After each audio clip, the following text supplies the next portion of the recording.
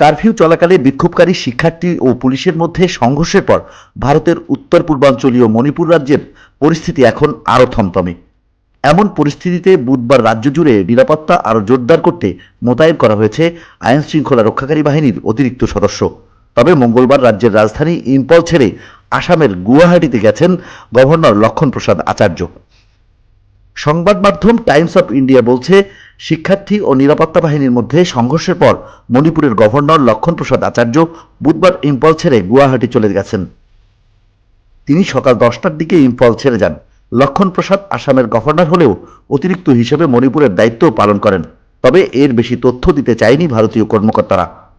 মণিপুরে এক সপ্তাহের বেশি সময় ধরে বন্দুকযুদ্ধ, ড্রোন ও রকেট হামলায় অন্তত 11 জন নিহত হওয়ার ঘটনায় মঙ্গলবার বেলা 11টা থেকে রাজ্যের 3 জেলায় কারফিউ জারি করা হয়েছে। পাশাপাশি 15 সেপ্টেম্বর পর্যন্ত গোটা রাজ্যের ইন্টারনেট পরিষেবাও বন্ধ করে দিয়েছে সরকার।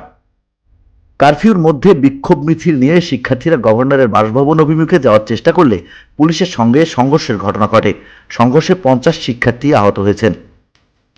জানা গেছে, বুধবার আসাম রাইফেলসের একাধিক ঘাঁটিতে বিক্ষোভ করেন স্থানীয় কুকিরা। মণিপুর থেকে সেনাদের সরে যাওয়ার দাবি তাদের। কয়েক অঞ্চল থেকে বিক্ষোভে সহিংসতার খবরও মিলছে।